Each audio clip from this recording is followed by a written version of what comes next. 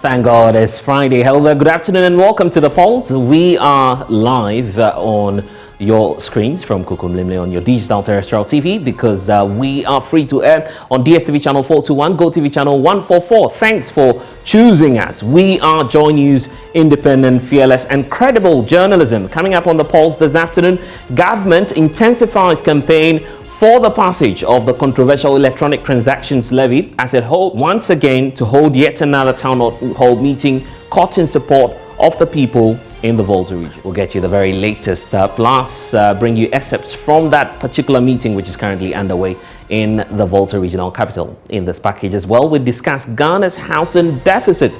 Ghana real estate developers are calling for government's policy to address the high cost of production in the build sector. And as part of the Ghana month, we'll tell you why and how some parents are actually making efforts to ensure that their children are able to speak and understand their local dialects. As always, my name is Blessed Sugan. The Pulse is brought to you by Global Communities Dignilu, affordable, safe sanitation. Don't forget that we are streaming live on YouTube this afternoon. Also follow us on all of our social media handles. It's JoyNews on TV, Twitter us with the hashtag The Pulse. My personal handle is at Blessed Sugan. Stay with us for more details.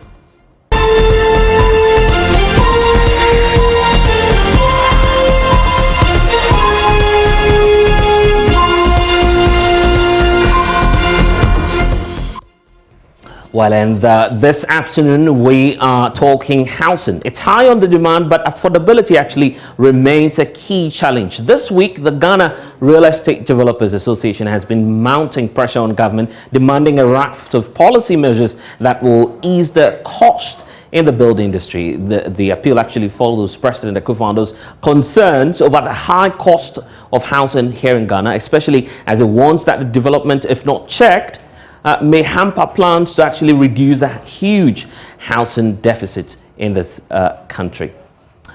And we need to, of course, break all of the figures down for you so you have a perfect understanding of what the population and housing census is saying about the status of our housing deficit. So as we speak now, first of all, you need to get this. Here is the outlook of Ghana's housing situation. About 20% of the structures that we have across the country that are housing many across this country are either metal containers, wooden, or they are kiosks. Whatever, I mean, you are looking out for, 20% of that number will obviously be in these three categories. But what's striking about this is that we need to bring you some more breakdown. We also need to look at how the trend has been moving just within the space of 10 years. So within the last 10 years, there's been a significant hike in the deficit. The deficit as at 2010 was at 1.7 million. But what's striking is that it shot up just within the space of 10 years by some 2 million. So you have 1.79 as of 2020. And that's what you have on your screens right now. But that's not the end of the story. In fact, the story actually is staggering when you look at the 2021 picture, which you have right here, 8.3 million. That's where we are now in terms of the housing deficit. So you have the trend moving right from 1960s, where it was somewhere around 1.5. Began to move marginally by 1.8. We are somewhere around 2.5 in 1984. And just between 1984 and 2010, you have a significant hike to 3.7. But what we have now, in terms of the increase in households, is that the households are moving somewhere into 8.3 million. So the housing as of now stands at 8.3 million in terms of structures across the country. So the figures, official figures we're having and getting from the national population census is indicating that that's the total number of the houses. But we need to tell you about the breakdown, what you need to know about the structure type, the type of housing, and what's it's all constituted. The breakdown is given right here. You have metal structures constituting some 8%, and then when it comes to wooden structures and structures that are housing people in terms of from ground up being wood made up of wood, you have 9.7%, but then 78.7%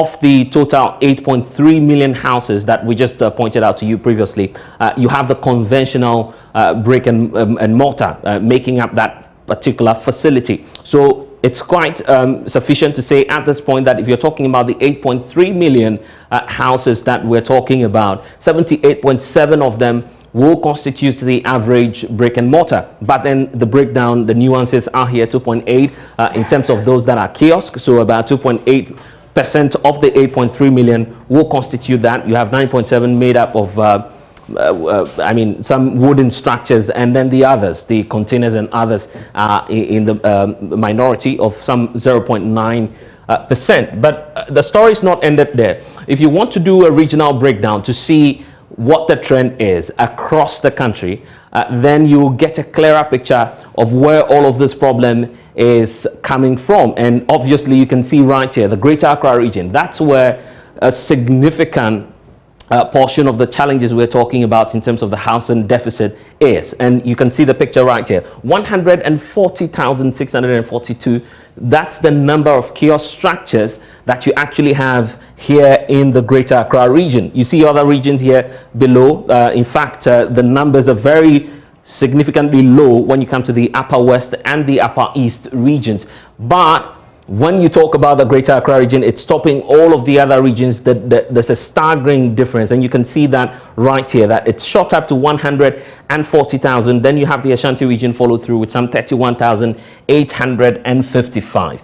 But then in terms of the metal structures as well, the Greater Accra region is leading again, which paints yet another picture that there's mounting pressure in this part of the country on affordable housing, and the need and the drive for more and more people who are living in the urban area to find some shelter. So that's why you have a significant portion of the housing structures that we have, some 287,680 of them being made up of metal containers. And you can tell that if you look at the situation in which some of these persons living in these structures are, it's nothing to write home about. The Ashanti region has a fair share of that number as well, 170,383. That's the breakdown in terms of the metallic containers, people living within these structures. That's not all. There's also the distribution for wooden structures as well. Look at it here.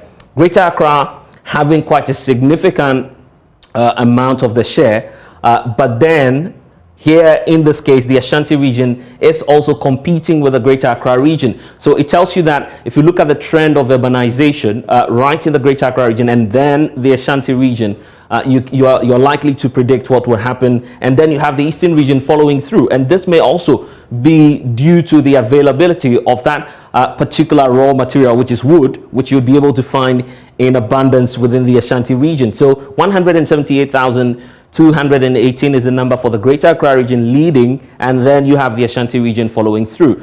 So that's the breakdown of the 8.3 million structures that we're talking about here. But what's the level of completion for all of these structures? If you take a look at it critically, there's that clear indication that majority of the facilities and the structures that were identified under the census, 80% of them are fully completed structures, but then you have some 10% not being complete structures, and then the 7.70 are structures that are worse off, because if you're looking for shelter, your expectation is that at least the shelter will cover you. But in this case, this shelter right here, 7.70%, they are actually without any covering. So that's the picture that we have here, and the president has been very much concerned about this in his engagement with the road contractors and the real estate developers. He has made a clarion call on the real estate sector to try and address this matter collectively. There's a response from Grader as well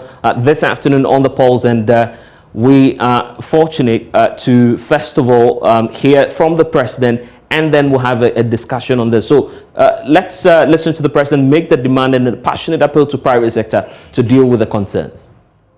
In the review of the mortgage law is something which is so critical to the growth of our real estate industry, and it's already a matter of serious discussion and priority. In all of this, I think the one thing that was raised, which has not been discussed very much, but which we cannot run away from, if we are going to be able to deal with the infrastructure deficit in our country, apart from roads, we have the deficit in our housing. Say this is a stock of what, 2 million units? 1.8 million units of housing that we need. A critical aspect of it is our ability to build houses cheaply. We cannot continue to ignore the expensive methods of construction that has made housing here virtually a monopoly of the rich. It shouldn't be the case. The richest country in the world, America, has some of the cheapest housing that you can come across anywhere in the world. Yeah, here in Ghana, some small three-bedroom house in East Legon, places is costing you $350, $400, $500,000. You get mansions for that in many parts of America. Yes, $100,000, $200,000 maximum. That gives you a very well-appointed home because the materials that go into construction in the United States are local, they're indigenous, and they are very, very cheap. We need to find a solution to how we can build strong houses here, but cheaply. And I think that is something that we all have to put our heads around and find a solution to it, so that we can then address the housing matters. The development that is taking place in our country is so rapid. If we don't take care, we wake up one day and we find our big cities nothing but huge slums with all of the implications that has for social and stability. We'll have ourselves to blame. And we can only avoid that if we can find a way of building homes cheaply so that most people who earn a reasonable amount of money, income, can afford to be able to get houses for themselves. So, Mr. Senior Policy Advisor, all these important matters you're put on the table, for me, the cost of construction is one of the most significant, and the ones that I think that we should all find a way to address. And obviously that's a concerned precedent out there, but the president for the Ghana Real Estate Developers, the executive secretary, Samuel Amagaibo, is joining us now to have a comprehensive conversation on this matter. So Sami, I'm sure that you've seen the figures for yourself, and it's quite staggering, particularly when you look at the demand here in the Greater Accra region. You say that there's a need for government intervention to deal with the housing deficit. How so? Thank you for the opportunity, and the president's call, I think it is on point, except to say that this is not the first time that such a call has been made. The private sector, GRIDA, have on several occasions knocked on the doors of government to dialogue on some of these issues, but unfortunately, the response from the side of government has not been that favorable. I guess this is not a blame game situation that we find ourselves. We take the president's call as a renewed call to engage all the stakeholders to put our hands on deck and bring some solution to this problem. Right. When you talk about policy, and when you talk about policy, I'm just wondering. I'm just wondering what exactly, in the exact terms, what's the demand of GRIDA?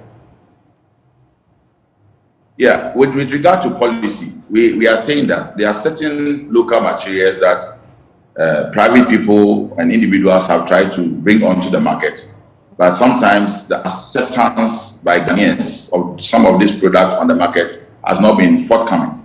And so we need government to bring in some policies to encourage government itself to use some of these materials to bring the awareness of the availability of these materials so that acceptance will be much easier, and not to place that burden on the business person alone. And I give an example to when our BRI and some private organizations came out with the pozzolana cement. This pozzolana cement has some very important properties that is very good for our buildings. But what has happened to this factory? It has collapsed because of lack of patronage.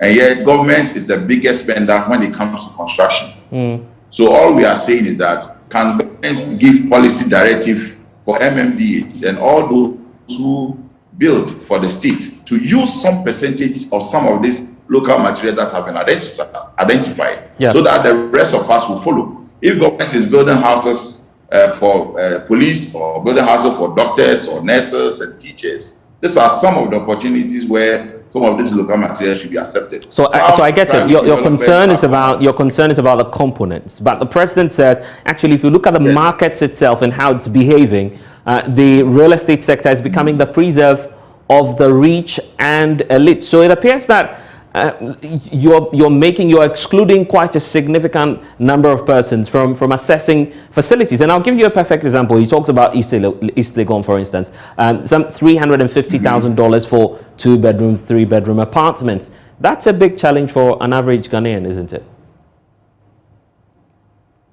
Yes, you see, but there's some dynamics in real estate that everybody must understand. If you go to every country, countries have their Manhattans. And in Ghana, East Legon, cantonments, Labone, and airport are preserved of the elite and those who have the money. So if we want to develop houses that will fit everybody, we have to create the market for it. And the comparison that the president did, it's good for me, because if you go to America to borrow money to build houses as a real estate developer, the maximum interest rate you be paying will be about 3%. Are you not oversimplifying the markets? In Ghana, I'm not simplifying it, but this is the environment in which we find ourselves. I borrow on the local dollar, local currency for around 24%, and borrow on the dollar around 13%. You cannot compare my environment with America. The American goes to a site that services have been provided. Water, electricity have been sent to the site. How many real estate developer sites have you seen water, electricity sent in advance by government? It has to be borne by the real estate developer. Even land ownership, which is the basic thing every real estate developer must have, has to pay 2-3 owners before you own it, because we have a very terrible land tenure system. Some work is being done in some of these areas, and we encourage government to speed it up. But the comparison doesn't work. Even tax or some of the building component that a real estate developer will use in Ghana. Remember, we are over-reliant on foreign imports. 70-30, average around 70-30 importation as against local. So if an American is building his house in America and he's buying tiles at a price, I, a Ghanaian, will go and buy those tiles at the same price that American is building. I bring it to Ghana, and government is at the door charging me importation duties on the cost. How can I be competitive just as the person in America? So the environment is not the same. Our environment where we find ourselves is a bit harsh. And in fact, we need to give thumbs up to real estate developers who are still surviving and still producing and selling houses. All we have to do is that we accept it's not a call in futility. We accept that something can be done if we all put our hands on deck. And it is interesting to note that the chamber that visited the president have the constituent of all the important stakeholders in the construction sector. And so we'll take this call up, but we'll expect government to be committed to its part of the bargain to encourage local and private businesses to embrace local material acceptance into our product, and also empower local industries to produce on economic of scale. Right now, if you want a typical building material like bricks, bamboo doors, and certain components of the building the construction, you can't even find them in the quantities that some of us can accept to use. You find companies in their own small corner trying to develop and build or put some of this material in the market, struggling to supply. So we need to build our local industries to take this thing up and feed us with what we need. And then also let's take advantage. We have BRRI. I keep saying it. Building and Road Research Institute. Go and find out. They may have done several researches that are lying on the desk that is not being used. I get the part about the affordable. Right. We're coming to the aspect at the level where government has engaged the BRRI Right. interact. And Sami, just indulge me on this one. Just indulge me on this one. We'll talk about the research aspect, but you are talking about the cost build-up and the aspect of the materials being used even in production. We have on your screens now, and you can see the breakdown of the components that we have from the population and housing census, and I'm sure that you can see that for yourself. 78.7% is going in for the conventional materials, the brick and mortar as we speak. Then you have metal being somewhere around 8.0%. But then when you talk about the wooden structures, it's 9.7%. So looking at this particular mix that we have, which of the areas do we need to shift to, knowing that at least 78% already is dependent on the conventional aspect? So the non-conventional ones that we have, the metal, you have the wooden aspects, you have the kiosk and others. Where should we be moving towards as developers?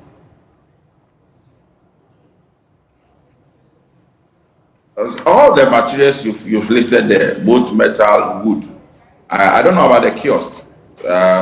What you mean by kiosk? The one that the slums that have been developed in the slums, or using wooden materials instead to.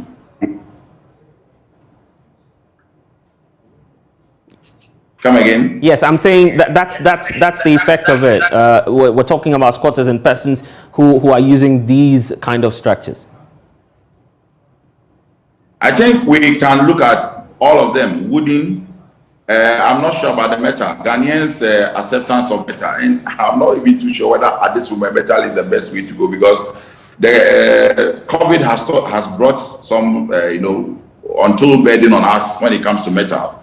And so cost of steel and metal products are extremely high now. So I'm not sure it will become competitively cheaper. But we can look at bricks, wooden. Now, look at Anroga. You know, Kumasi, where they call Anroga. Right. Look at the number of carpenters who are there cutting pieces of wood, and they have a problem of disposing the waste material. Go to the advanced countries. It is sawdust that is produced into chipboards. Chipboards that are used for construction. But we are struggling to dispose of sawdust. So these are some of the things that we need government to assist local industries to pick these things and develop them into products that can be used for our construction. But we are struggling and nobody cares. If you come in and you want to establish a little company to run a little business, you know the difficulties. I'm not the one to bring it to your notice right now. But are you not holding brief are you not holding brief for some companies actually who charge exorbitant amounts just for a little piece of a building? I mean, you know what I'm talking about. There are several complaints, I'm sure, that's come to your notice about this. Yes, I think I will agree with you to some extent that definitely there are some prices that are sometimes beyond myself. I sit in my office and I get to know certain prices of certain properties, and I think it is a bit on the high side. Right. But the environment in which we work in is the major issue for us. That it is not too conducive for us to develop and supply affordable houses the way we want to. That is why you don't find we, the private developers ourselves, initiating and fully developing affordable, because we cannot meet it, no matter how hard we try. After paying landowners 3 times, borrowing at those exorbitant interest rates, and then providing basic infrastructure and all that, it just prices us out. So if government wants us to partner, please, let's take this thing up together. It's not a blame game situation right now. The private sector is willing, the chamber is willing, grader is willing. Government should also be committed to it. It is not about the talk only. Let us be committed to the effort to bring the prices of building materials down for the common interest and mutual interest of all of the parties. And Sami, we need to be actually wrapping up on this conversation, but one issue that we cannot run away from would obviously be about the dollarization of the structures. You are complaining as grader about how the exchange rate appears to be affecting business for you. But then here in the country as well, you see a lot of the real estate developers pricing and doing quite a lot of business in a foreign currency. That could be posing some adverse challenges to the economy. You agree? Yes, I agree. And as you know, Bank of Ghana has a law on how to, price your property. So what we do is to index the price to the dollar, and it is for a good reason. If I start a typical housing project by the beginning of this year and I'm buying cement at 20 Ghana cedis a bag, I will finish the same project at the end of the year and buying cement at 42 cedis. So how do I deal with the issue of the fluctuation and the inflation in between my projects? So we only do this to safeguard us against inflation issues. And so it is not deliberate. I don't think any real estate developer today will actually price and will want to take dollar from the buyer unless the buyer is willing to pay. But we index our prices to the dollar so that we can manage our inflation and price fluctuations in between the time of our project. And we're hard pressed for time, but one more thorny issue has got to do with government's approach. We've seen a direct intervention of government to deal with the deficit by building structures. The Saglemi facility has been under contention for some time. What's the policy measure or proposal from Greda looking at the deadlock that we're having over that facility?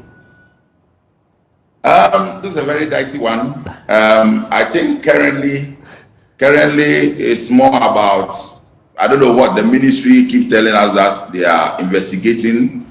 At a point we heard that the matter is going to court. We don't know what is happening to it, but I think some effort has to be made to at least complete those that have been put up for the use. I mean, we are running it down. When properties are not occupied, you rather find it deteriorating much faster than it is. I think government should take it up. The cost has already been incurred. There's just a little top up to finish it.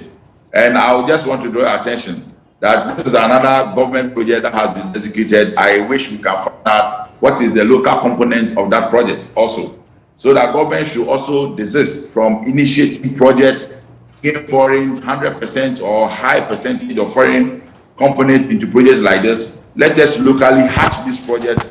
The BNR is there. Greda is there, in Ghana Institute of Architects, Ghana Institute of Surveyors, all these groups are there. If you put us together, I'm very sure we'll be able to hatch a project and sustain that project to its logical conclusion for it to be used. Instead of having projects of this that end up becoming controversial and giving us problems instead of solving our problems for us.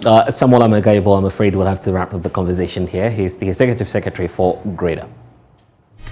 And just some developing matters coming through, just as we indicated at the start of our bulletin. Government is continuing with the public engagement on the subject of the passage of the controversial electronic transactions levy. Just after a similar exercise was held in the Upper West region, the Ministry of Information is actually holding yet another town hall meeting, this time around in the Volta Regional Capital. Moments ago, the Volta Regional Minister, Dr. Archibald Lecha, who officially opened the dialogue, actually explained that the legislation will help reduce government dependency on aid. And what you have now are some live pictures that we have for you.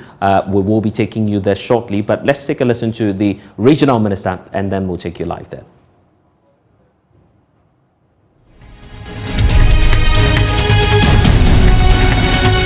Bypass and campus roads, rehabilitation of Hodenu Road, and construction of the Sokode Akrofu Bame Road, among others, have been taken care of in the budget. Honorable Ministers, distinguished ladies and gentlemen, I want to say that we need a lot of things. We as a region need a lot of development, and especially infrastructure. There are complaints about the roads and other infrastructure needs. People have complained about our national regional library that is still uncompleted. People are worried about the youth resource center that is still not being completed. All of these require money. And I want to explain that instead of borrowing money to do all these projects, why don't we discuss among ourselves a way of a little bit of burden sharing for us to share the burden to be able to complete these projects without necessarily adding to our debt burden. Honorable Ministers, distinct dignitaries, distinct guests, ladies and gentlemen, as participants, you are key stakeholders in our national economy and you represent various segments of our people. I therefore entreat you to participate effectively and efficiently in this meeting, not hesitating to ask questions and make comments as well as suggestions with the overall aim of supporting government generate the required revenue for our development.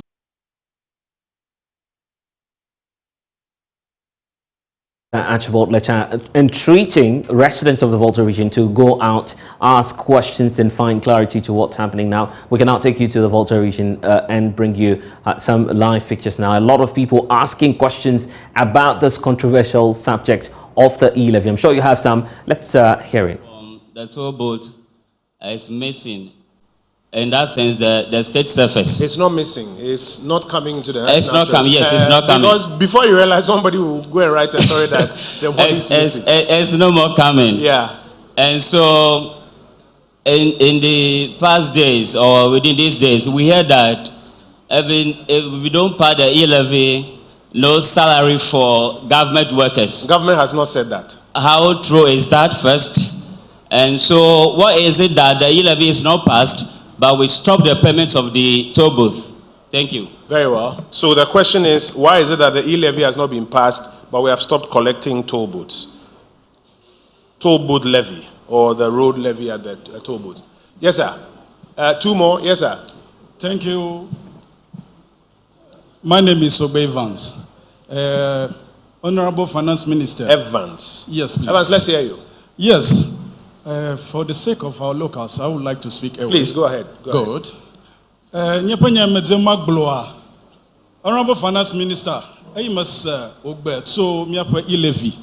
Ple nuzozo yoji ye miapa kutrikuku plak babajeje be miase goma batu mevio so suita on hiambe mia dashire e-levy aji afi miao abe miapa tu plala yao kele ngona mia tank plotoa lengo alo le deti no mama mama bia ba afi mia hozia mienya ba badasia ro mi tonami mi hozia la maroshi ye mi sama ba agayi kadukwa alo mi afa taxpayer money o ko dashinami yenye wo finance minister ba na ko plotoa bada mi afa duklola no a do do le mi gbamba account alo accountability lenya yo kata gbogboma nyemasa nenye ba de adowo wonwi alofu papade gadama ye agafo lemia pa kofesame yiko hiambe miaji gabubu yata wo lefe vie ba nenye ba ilevia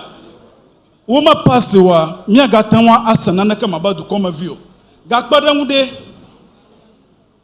taflate no ma passe ode leke wano nami abadu me vio ne ka do fiafiamba du me vio pa va fasa sei blomo le ba o enyama de da kokona yo ha yo majiba yelevia no passe ka bon mi ada susubu bode ka kpere du koma tonu de ye ado fiaba amama kokom tututu na du kolola alo mi angogbodo o hiaba mi ato ya konye dati to a majiba masa alo mi asa yama.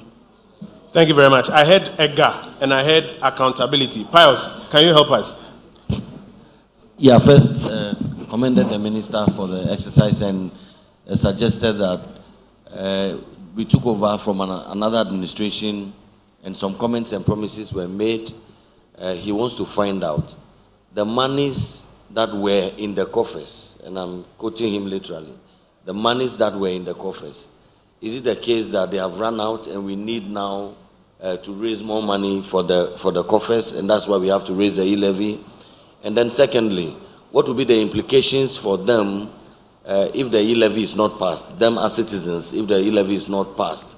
And then how is it that government doesn't want to listen to their cry that, well, we understand the situation, but we just don't want to pay. Go and look for another way to raise the money. As for the e-levy, we understand the need for it, but we just do not want to pay. Can we not look at any other option? Thank you. Thank you very much for simplifying. I'll take a final one, and then I'll come for responses. Yes, sir. Please introduce yourself to us. Yeah, my name is Karubin Kofi Ziga. Ziga, let's hear your question. Yeah, my question goes to the finance minister. In his submissions, he says something about where lies our burden sharing the sacrifice and commitment as citizens to help government solve problems. I want to ask that in his budget, he made us understood that the Office of Government Machinery alone is estimated to spend about even the half of the e-levy that he wanted to take from us. If he is asking us as citizens to share the burden and sacrifice to help government, I want to ask, what if he also goes down and cuts down the budget of the government machinery? But that is the free SHS budget, the NAPCO budget. Which of them are you asking him to cut? I am asking him to cut that of the executive. Which the one? Presidency. Because I'm asking him to cut. Take your time. Because the Office of Government Machinery, that's why I'm mentioning the items to you. Yes, please. Free SHS, NAPCO, Ghana AIDS Commission, Please. One district, one factory. No, that's the Office of Government Machinery. Yes, and I'm taking one. So just help us. The one that I'm talking of is that of the executive, the presidency. Okay. Which one is that one, by the way? How much is that one? 3.5 billion. No, that's not true. In 2022. No, it's not true. That's the Office of Government Machinery. Yes, please. Made up of free. Please, let's take our time. Yes. This is a town hall meeting. If we don't go through some of these things, somebody gets confused at home. So let's take our time. The Office of Government Machinery is 3.1 billion. It's made up of free SHS, NAPCO, 1D, 1F, Ghana AIDS Commission, and all of those ones. You say you are picking the one about the presidency. Mention that figure and tell me, this is the one I want us to cut. This is the figure I want us to cut. Please, I have the rundowns here. What I want the finance minister to do, Can I get a check? in all, Check. I'll pick only one out of the government machinery. That of the presidency and that of the executive. I am not privy to the exact amount that he is spending there. I hear you. I'll be fat. Now, you. my second question goes to my countryman. Go ahead. Noe, I'm sorry. Noe, please join me here. Merekuku mejibe mabia Dumega Johnny Fuyao. Pious ya wa mikple han viminyo tama yebe pious. Mejibe mabia bede. Egbe mile miagbo abe pefio be misenu gome ne minaga kokpe de jidu duom le miama joga o me. Gake mejibe mabia be pe iva yi eyimeka o khle jidu fedodo de Ghana to konwa amuganto me mesenya de ke cho miagbo namio de ofle nanu le kheto si o me khefe na kheto ma ha akpe. So, Honorable Pius, you want to quickly interpret that for us, and then we'll start the responses from there. So, Ziga, thank you for your question. George, from there we'll move to another side of the auditorium and go around so that more people can ask their question. A quick translation, and then we'll get reactions. Okay, the questioner makes the claim that when the budget, the Jinkwan budget was presented, nothing was said about the Volta region, and he has expressed surprise that Peter and my good self kept quiet. But today we have come to ask them for money. And he wants us to respond to why, when nothing was said about the Volta, we didn't say anything. But that's his question. But that is exactly not even true. No, it cannot be. That's not true. And I think as we go through the answers, maybe when Minister is done, I will come. JP, okay, please respond to that one. I'll add something to it, then we'll go to the others. This is just to address that. Novinye and Ziga, Nenes do to budget, nu ya ogloa, na kwa Volta region, eleme, a future. Mana example the Gauko. Who where the there, nu the car the common ne. Yes, man, nothing me by example, I have Volta region onye. Mi have Eastern Corridor moya, ejele budget ame. Eastern Corridor wa to howe. Kete ke moya ba ide jogoma, ejele budget ame. Howe there is a new university, ejele budget ame. Housing project, ejele budget ame. Ezekoma, UHAS, ejele budget ame. TVET education, technical and vocational education, ejele budget ame, housing project bagble, youth resources, ejele budget ame, novinyo ne mi be a whole Aplau road, ejele budget ame. Ta mada kukube voter regina, anu ya omie pole efe ya pe budget ma. Ta frache, mia novi ya ono nyiba ya NDC ya. Mekponu ma automotore ke le budget amo ne minya ni kore dina mi adoko mi akweje sinema that voter region featured deeply in this budget ome de milemo akwegane na mi. Minister, I need you to also translate this for me. In addition to what you said, there are 261 districts in Ghana. 18 of those districts, if I'm correct, are from the Volta region. Every one of those 18 districts was budgeted for and is in the budget.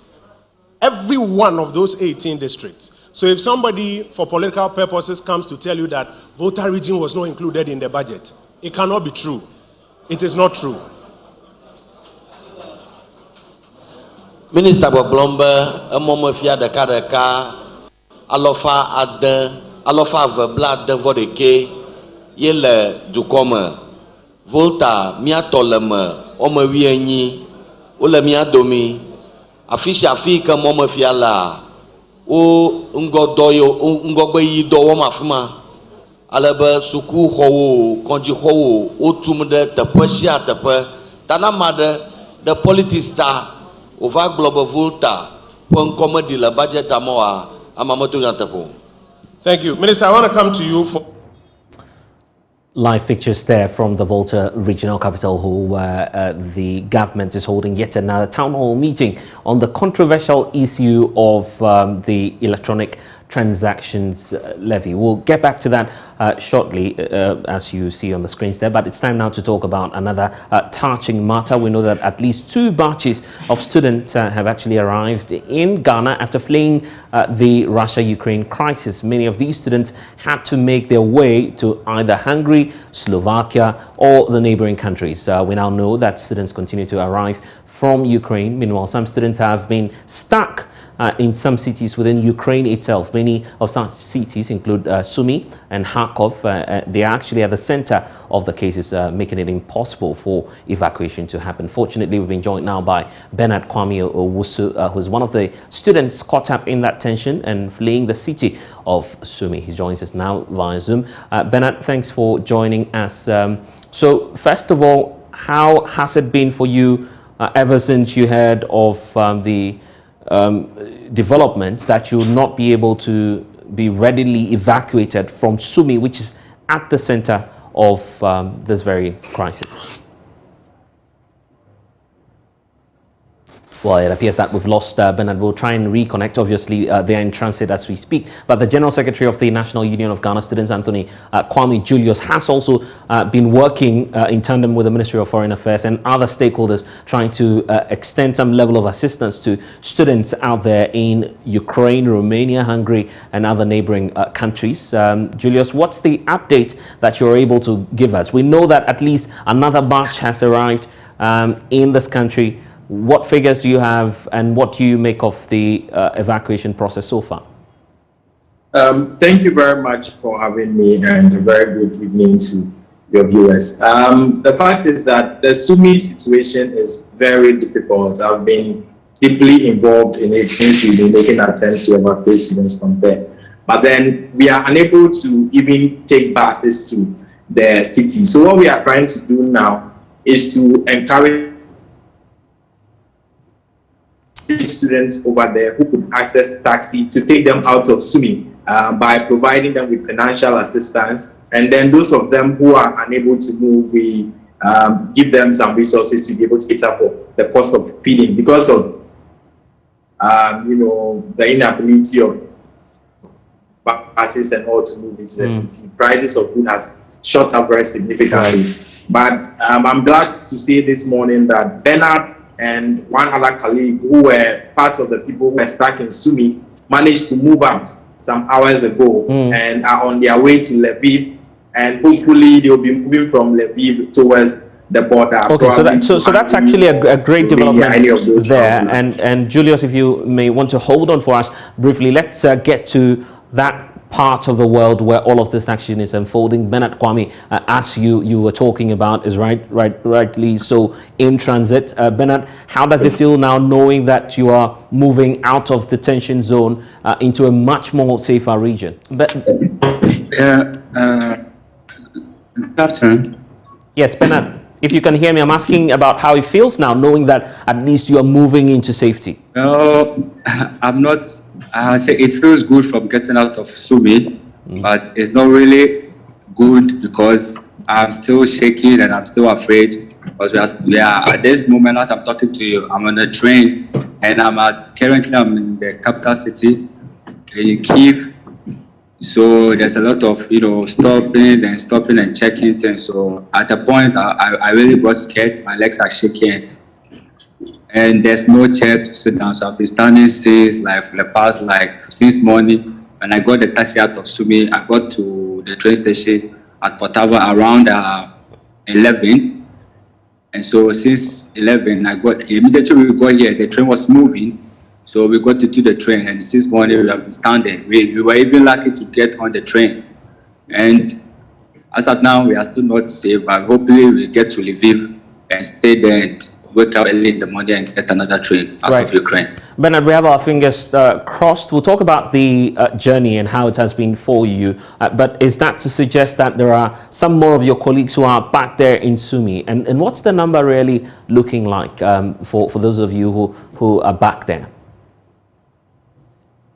Well, not enough numbers. Enough students have left Sumy, because if I'm counting, I'll say the first batch with the first friends I know who left was only 4. That was, I think, last week Saturday. This past Saturday, that was when only 4 students left. So I think that 2 days later, I think about 3 Ghanaian students also left.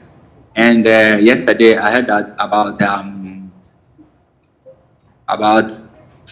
I think 3 Ghanaian students also left, and I heard that 1 Ghanaian girl left yesterday, and today I and 1 Ghanaian girl also was a good.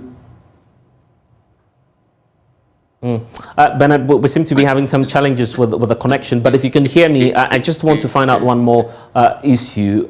How would you assess government's level of help in terms of the evacuation exercise? We know that government has been... Not much.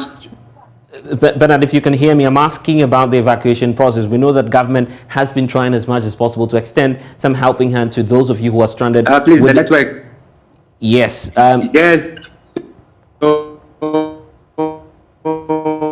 The help I decided to offer was when I discussed with some of the people in the Sumi. So I was if I get to Potava, I'll try and look for bus. I'll try and look for bus to talk to bus drivers which can go to Sumi and at least get some of the Ghanaian students. But unfortunately, when I got here, when the taxi driver dropped us, the train was on the move. So even we have to run.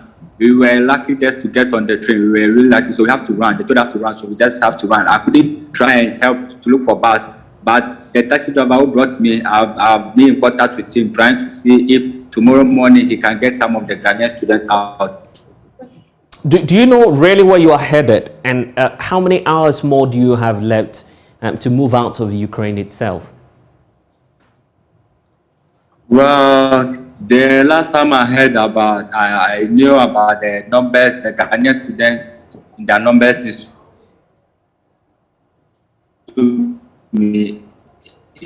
were around, I think 8, 9, around, let's say more than that. There are a lot of Ghanaian students still in Sumi. Yes, I know about that. I'm asking about you. Bernard, I'm asking about you. Do you know where you are headed? How many more hours do you have to leave Ukraine itself into safety? And are you... Okay, thank you.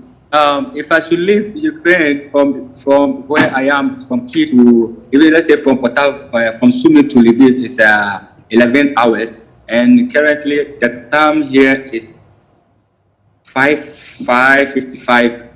So you can see it's late, and from here where I'm in Kyiv, so definitely I have a lot of, let's say, 5 hours to get to Lviv. So from Lviv, I can't. Well, we seem to be having some challenges connecting to Bernard there. He's one of the students in Ukraine, actually moved from Sumy, which is at the center of all of these tensions and escalating security situation there in Ukraine. He's actually trying as much as possible to move through Kyiv and then move out of Kyiv into Romania or Hungary. But Julius is also with us. Julius, so these are some of the challenges of your colleague students who are out there. In the interim, if you can hear me, Julius, I'm asking about the measures that NUCS is continue to put in place together with government to try and get more and more students out of the danger zone. He tells us that some 89 persons, as we speak, are still trapped within Sumy. So what are you going to do about that? Well, I am not certain if it's up to 89, but then it's hard to dispute if he is the one over there, because the statistics we had proved that there were about 94 of them, according to the NUCS register. And with the numbers that have left so far, they should be getting to about 38 of them who have managed individually to leave the area. So what our strategy is with the Ministry of Foreign Affairs is to encourage more people to use the taxis to get to Levy, through to Kyiv, and then Poltava, and then out of Ukraine. And that's what we've been doing. We sent money to them. Because of the situation, the cost of transportation has skyrocketed. Some drivers ask for $500 for very short distances. So the ministry sent money to students we've identified who would want to use the means of taxis to go. Our bus, which has been sent there, I'm told it has been fast-tracked by the Church of Pentecost over there, is stuck inside Sumy as we speak. It is unable to move out with a larger number of students. That bus could take up to 46 or 48 students in it, but it's still stuck. So the individual movement with taxis is what we are trying to encourage more by, aiding with the cost of transportation. In the meantime, we are sending money to help them get food and all that. The minister and the directors have been very involved. NUCS has been very involved in it. And with the situation, the other alternative to a lot of students are rejecting it. That's to use Moscow, our embassy in Moscow, so that if the humanitarian corridor is agreed on, then we move all of them through the Russian border into Russia, then to Moscow, then we can airlift them to Ghana. But most of the students are psychologically, not tilted to going through Moscow. They don't want to hear of going through Russia. And that is the biggest challenge we are facing, which means we would have to continue with the individual taxi movement until we get all of them out of there. But I'm hoping that a formal arrangement will be, reached with Moscow as soon as possible, and we would be able to keep up some confidence in the students to use that route so that we can deal with the Sumy situation once and for all. For now, it's more about getting them food supplies. It's more about getting them, money to get transportation out of there. It's the least we can do. Okay, mass transit is almost impossible. I'm grateful. Julius Anthony Kwame is the General Secretary of the NUCS, obviously working together with other students who are out there in Ukraine. We'll keep our eyes on this and bring you the very latest as and when we have it. But you had Bernard also moving out of Kyiv right now into safety. We will keep our fingers crossed and hope that more and more students will move into safety. But here in Ghana as well, we understand that the second batch has touched down. We'll give you all the updates later. But this is the Pulse. When we return, we'll tell you about Ghana Month and how some parents actually making efforts to ensure that their children speak the local dialect.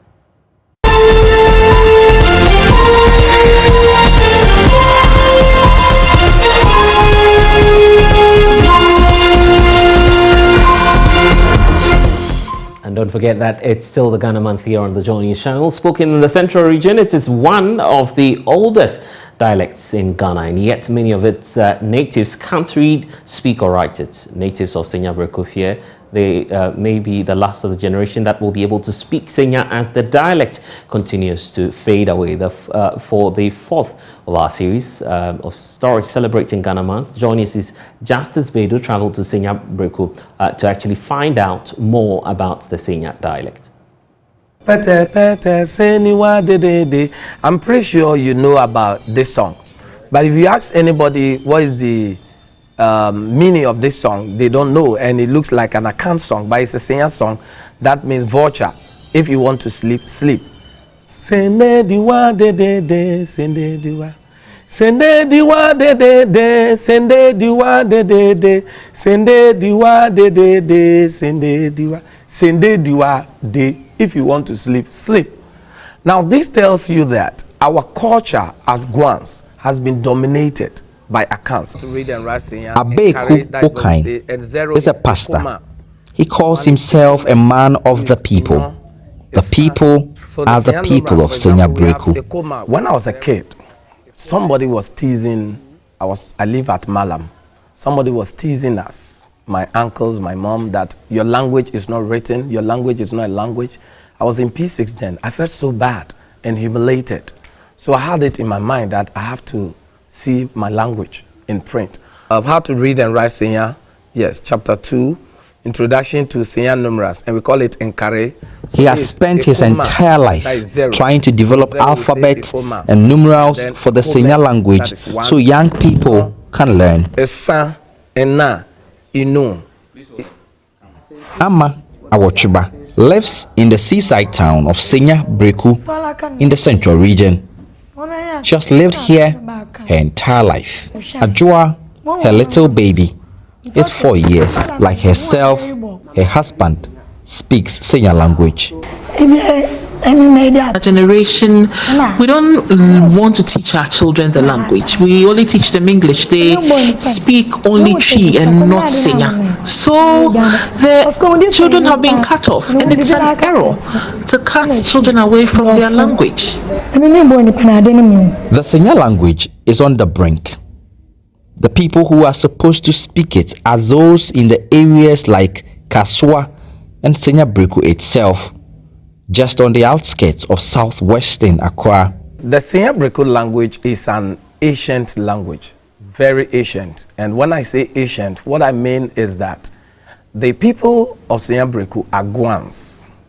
They are the aboriginals of this nation, Ghana. And we all know that the Guans were the first who settled here. Our language is closer, the Senya language is closer to Gonja, closer to Winneba, maybe closest to Winneba, and then Awutu, Latte, Tripon.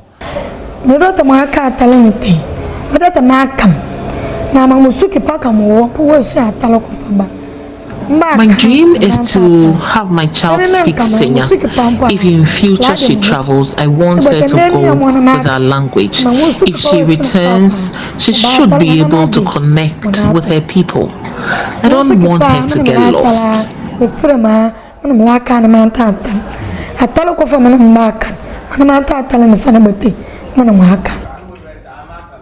Children like baby Ajua will be very lucky to still hear people speak the Senya language by the time they are adults. For many, like Abeku, this is a disaster they are working to avert. Justice Bedu, JoyNews, Senya Breku.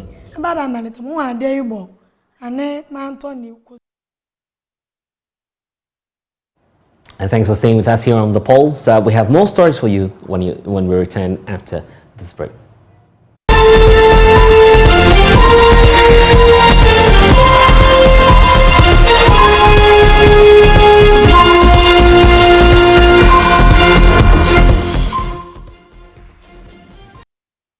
And you're welcome back to The Pulse. Now, so we're asking that big question, is the local or native language actually extinguishing? If so, how can we actually preserve these languages for our Ghana Month discussion? For now, on The Pulse, we can have a conversation with a linguistic expert and an orator who is joining us now.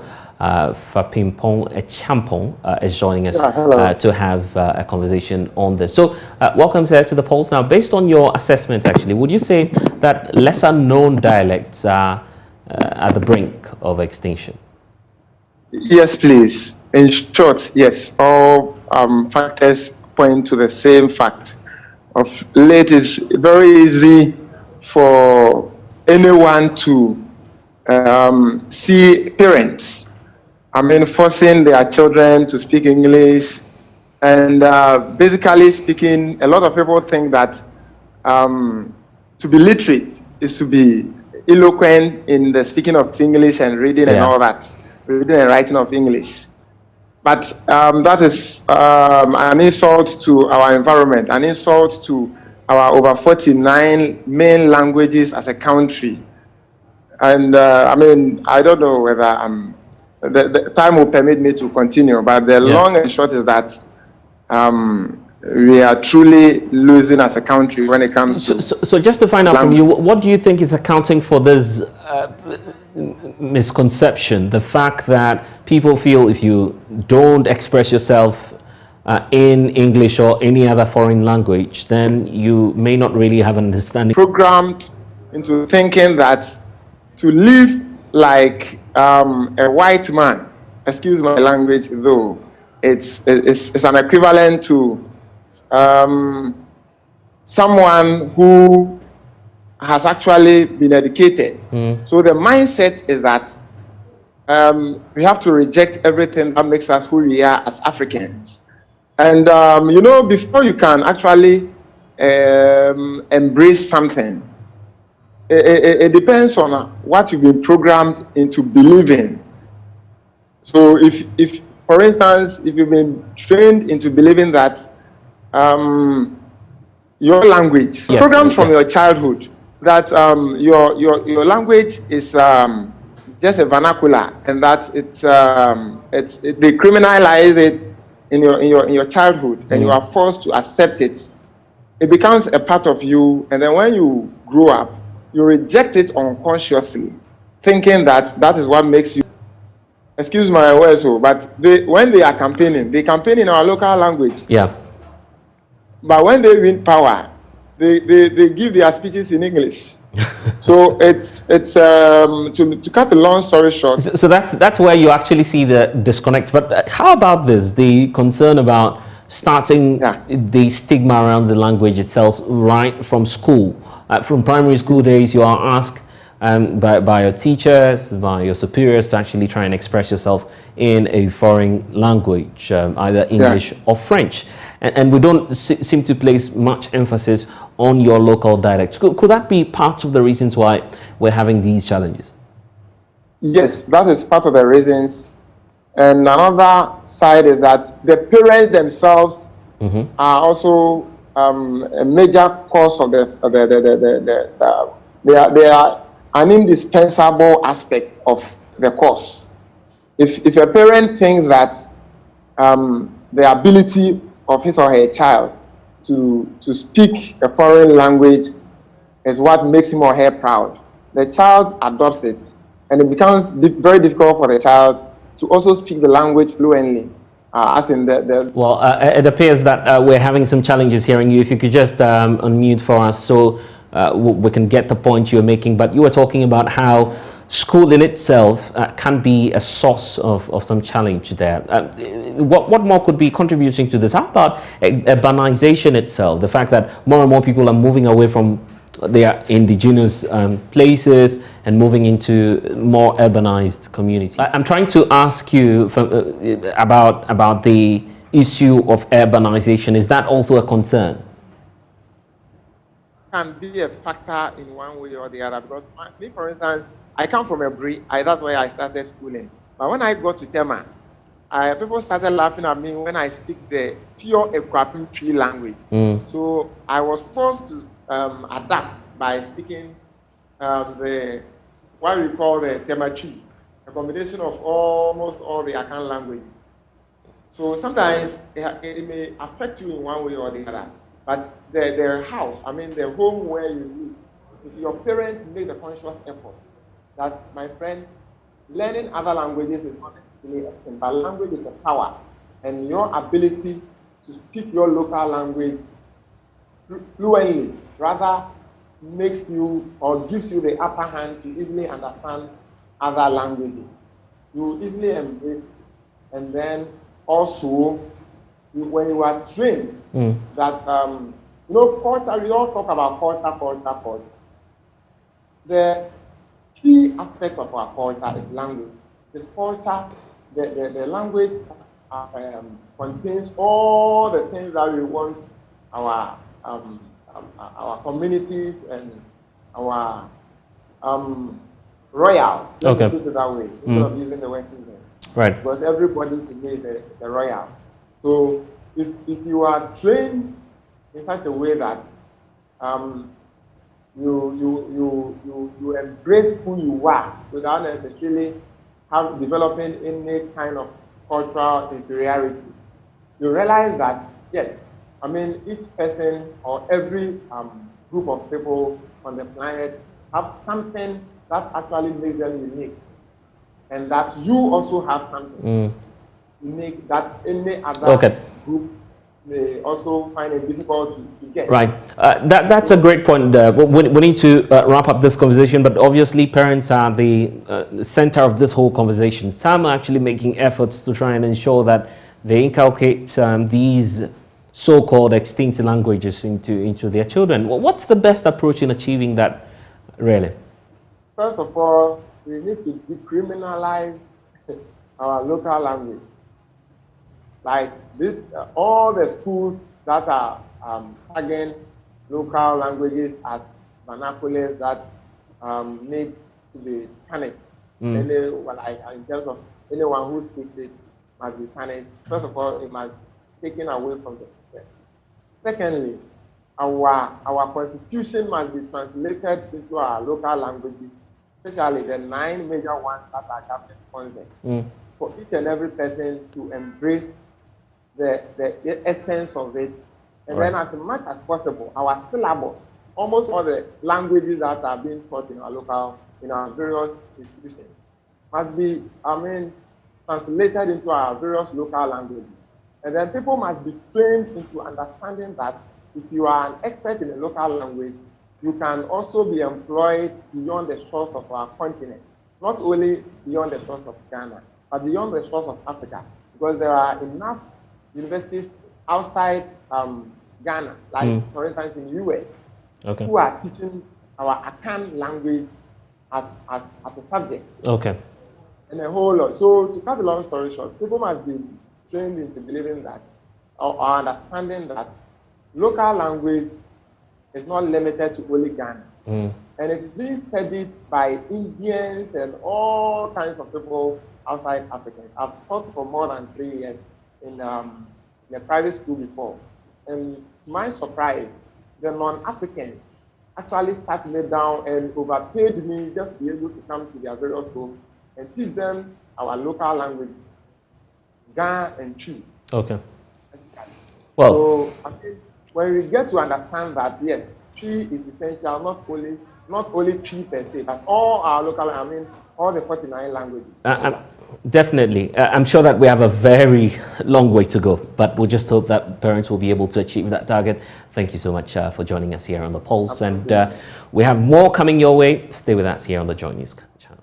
Now, President Akufo-Addo has charged the newly elected leadership of the Pan-African Youth Union to use their mandate to insist on democratic governance in all African countries and further fight against military interventions and takeovers. Addressing the newly elected leadership of the Pan-African Youth at the Jubilee House, President Akufo-Addo said there are various serious issues confronting the African continent, and it is only through the promotion of democratic responsibility that the continent's challenges can be dealt with. Dean of the University of Ghana Law Faculty, Professor Raymond Atugba, at the public lecture this week expressed concerns about Ghana's current socio-economic conditions. According to him, Ghana's current financial state is a threat to its democracy. He noted that studies have confirmed that an ailing economy facilitates all successful coup d'etats in the SAMB region. We do not want a coup in this country. Yet I feel that if we do not act quickly, we may have one in our hands very soon. A former colleague, doctoral student at Harvard, wrote his dissertation also on Ghana. He now teaches at a war college in the US. Imagine the name of the college, War College. Whilst my topic was on the Ghana police, his topic was on the Ghana military. Naturally, our paths intersected, and we have remained friends since. My friend's PhD thesis was on the topic, quote, why certain coups succeed and why others fail. His case study was Ghana. My current assessment that Ghana may be ripe for a coup partly springs from the knowledge I gained from accompanying my friend through part of his doctoral research on this topic. It does not help matters if we consider Samuel Huntington's thesis on the snowballing effect of coups in the sub-region and the closeness of recent coups to whom. I urge my good friend, the Minister of National Security, Honorable Kandapa, to have a conversation with my friend at the War College. The economy of Ghana today. A big part of why certain coups succeed and others fail is the economy. What is the state of Ghana's economy today? At the level of the most irreducible idiomaticity, Ghana is broke. Your nation is radically broke. The youth President Akufo-Addo emphasized that the phenomenon of coup did not it's not good for the African continent and its progress, and that it has to be dealt with appropriately. I think the issues before our continent are well known. How to engender the peace and security of our continent, promote good governance in Africa, and of course, as a result, accelerate the development of our economies, and improve the living standards of our people. These are the main issues before us in our generation. And you've been given a very important role in realizing this vision of Africa's future. We have to insist on good governance. We have to insist on democratic responsibility on our continent. We have seen what the eras of coups and military intervention did on our continent in our various nations. They didn't bring us the progress that we would have had. And so to preach the lessons, the virtues of democratic engagement, to preach the virtues of Africa being responsible and capable of promoting and defending its own interests, this is a very heavy responsibility that has been imposed on you. But I hear you, and I can discern from what I've heard from both of you, you in French and him in English, that you're up to the task. You'll have the support of this government and myself personally in whatever you're doing, so long as it is geared towards these goals. Now, the Pan-African Youth Union is actually the coordinating body for youth organizations at the national, regional, and continental Africa. The union has actually the mandate from the African Union heads of state and has a headquarters in Khartoum, Sudan. The union is an advisory agency for the Youth Commission of the African Union and is currently supported by the African Union Youth Program.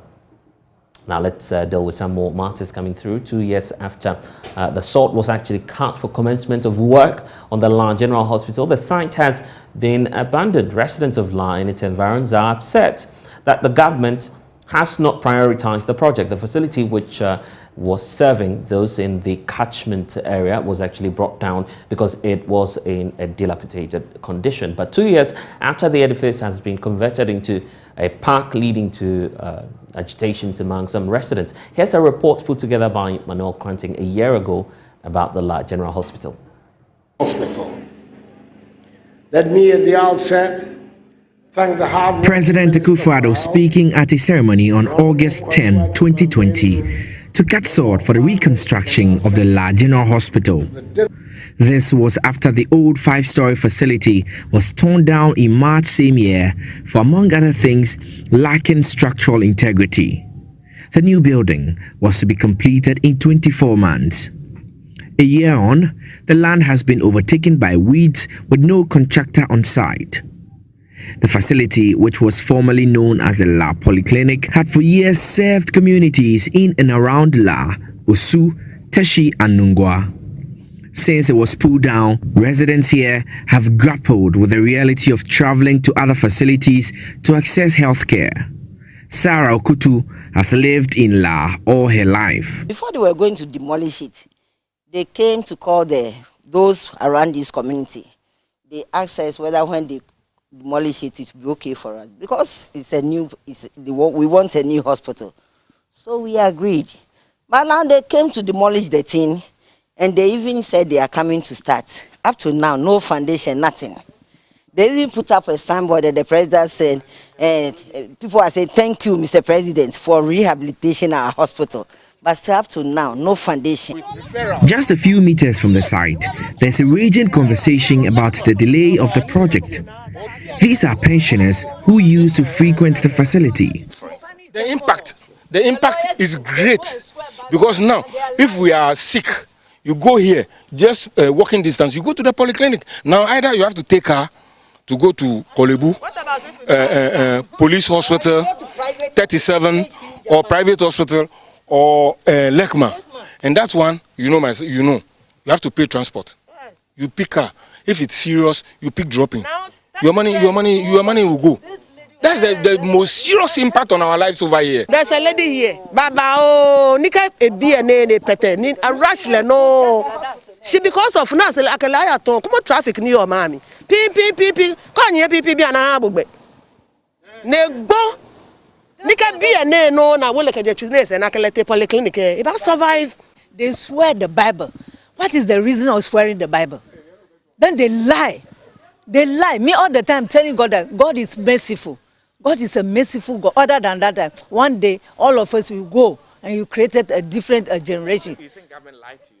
Eh? You think government lied to you? Lied to you. And the hospital is there. They haven't built it. Why is it that you know that you are not coming to do it at a very elite stage? Why should you break them down? Last one of my friends here, before they rush them down, she died.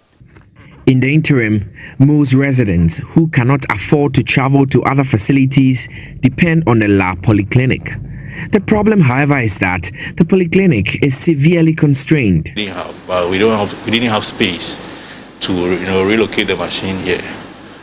We don't have theater here. All the specialties like pediatrics, internal medicine, surgery, and what's the name? Obs and gynae. We don't have all the specialties here. Our bed complement is just about 4 here as compared to the 167 bed capacity that we had at the old site. We don't even have an emergency ward here, so we can't detain cases over 24 hours. You see, we are now preparing for an emergency. The impact of the situation goes beyond just the cost in transportation to other facilities. 66-year-old Ivy Bedema lives about 150 meters away from the old hospital. She lost her sister Henrietta Bedema in January 2021 through a medical emergency. She believes her sister would probably still be alive if they got a bed in a hospital. Because just last 2 months, my sister died because she have a heart problem and she's diabetic. So when we went to police hospital, they said there's no bed. So she has to be going every day to take her drips. Last minute when we went, she took the drip, and when she came in the midnight around 2 o'clock, something happened when we took her to police hospital. By the time we rushed her there, she's gone. They're supposed to admit her so that they know what is wrong with the heart, because she was complaining about heart pain. But there's no bed, so there's nothing they can do about it than to take care of her, treat her, and then come back home. So in the midnight, it started again. That's where we realized that something is wrong. They rushed her to the hospital. It's too late. The doctor said she's dead. Supposing the polyclinic is there, they will rush her or they will leave her there till she recovers. But there's no polyclinic, there's no La General Hospital again. So that's our problem. The government should do something about it. Beyond the impact on healthcare delivery, the demolishing of the hospital took away with it the livelihood of vendors who depended on the hospital staff, patients and their visitors to sell their wares.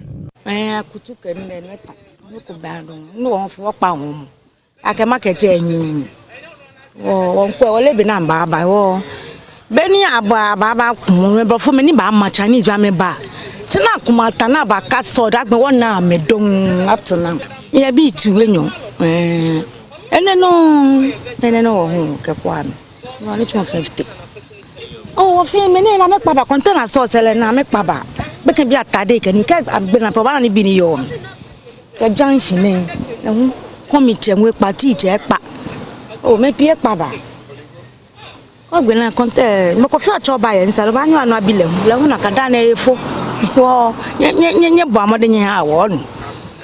an estimated cost of 68 million euros, the project was to span a period of 24 months.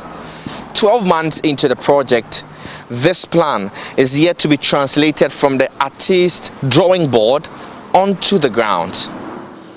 While government continues to give assurances of its workings to bring the project to fruition, the community, and by extension, the residents within the area, are those who bear the brunt of a lack of proper health care. From here in South La, in Accra, my name is Manuel Kranting, reporting for Joy News. Meanwhile, ranking member of the Health Committee, Kwame Minta Kando, is accusing government of misapplying the funds meant for the project. Doing this project almost everywhere, including myself. And the processes through which any facility such as this will commence is that all feasibility studies must be done before even the agreement is submitted to Parliament. So after Parliament approve the agreement before sword cutting. So once you cut the sword, it means that the contractor is ready to commence the redevelopment of the project. All this while, anytime you engage the minister until his vetting, he will tell you, work is ongoing, work is ongoing. And in fact, as you all heard, when he was being vetted, he said it was nearing completion. You understand? And so, I don't know, they have absolutely no excuse because this structure was put down in the midst of COVID 2020 and we're in 2022. It's about 68 million pounds, 68 million euros for the reconstruction of General Hospital. And you see, it serves the Nungwa, part of Nungwa, part of Teshi, in fact, Teshi in its entirety, the Osu, and then La itself. So it's at a very strategic position. And we are talking about the capital of Ghana. So, I don't know, the president must walk the talk. If a whole president walks here to cut the sword, and this is what we see 2 years down the lane, we do not know what to believe from the president. So we are calling on the president, because I think it has gone beyond the minister. And the minister has proven to the country, the whole Ghana, that he is incompetent. The minister, as for the minister, the least talk about him, the better. Yeah. And this is the Pulse. So we have sports coming your way.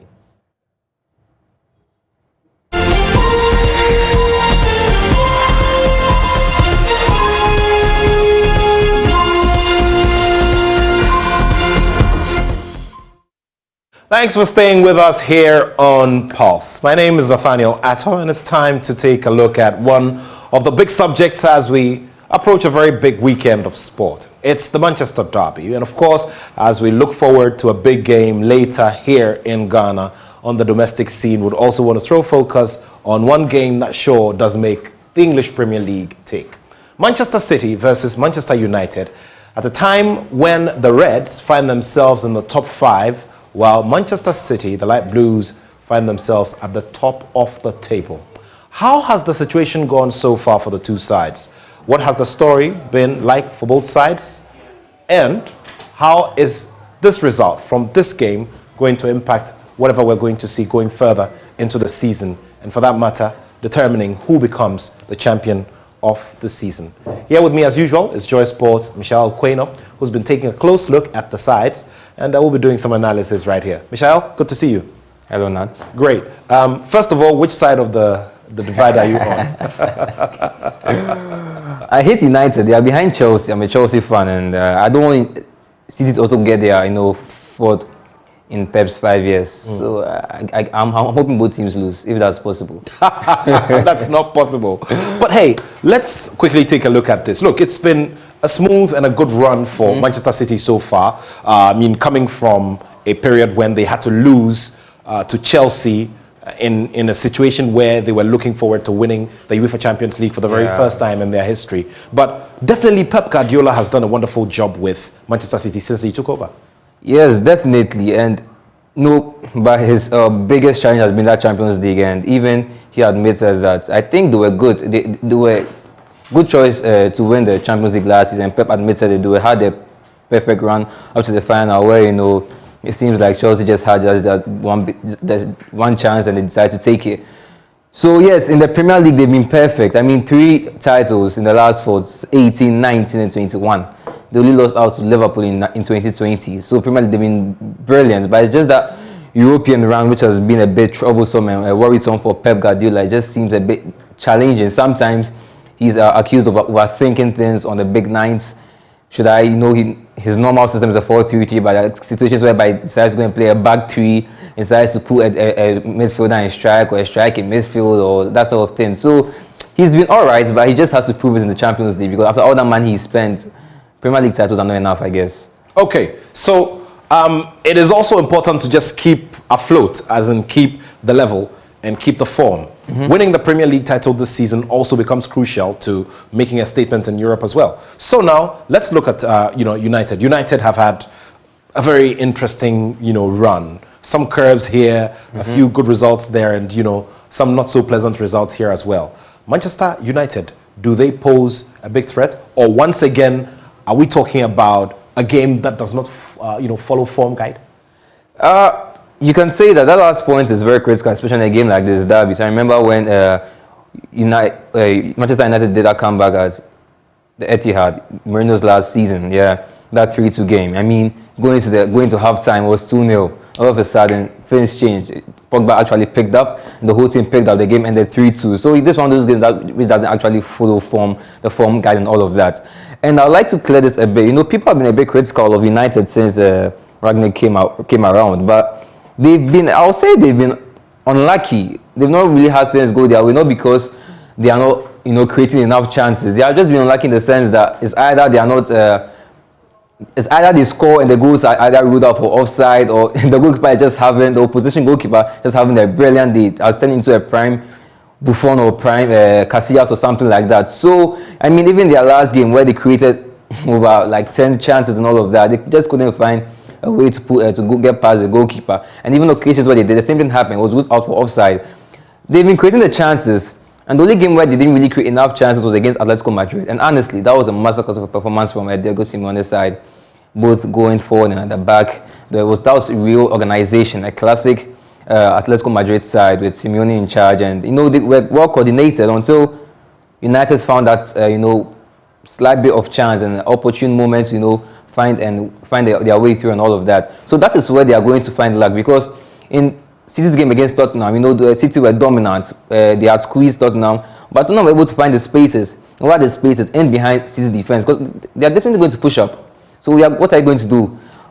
Get your runners, get the balls from midfield, from deep, and try and those quick combinations, play 1-2, and find your runners in those half spaces. They might get a chance or two. Push to the wall. Who would you give this game to? City. City, yeah. Okay. I don't know who you'd want to give that game to on Sunday, but well, we'll come back to do the analysis right here on this spot. Thank you so much for watching. I've been doing the analysis here with Michelle Quinn of Joy Sports. Keep it here as we look forward to the main bulletin at 8:30 p.m. tonight with Gary L. Smith. Thank you so much. My name is Nathaniel Atto, and I have love for sport. And it's Friday, so that's what we have for you this week on The Pulse. We return next week for yet another thrilling edition of The Pulse. Until then, log on to myjoyonline.com. It's your hub for all of the latest of our stories. My name is Blessed Sugan, and don't forget that we also have Let's Talk Showbiz.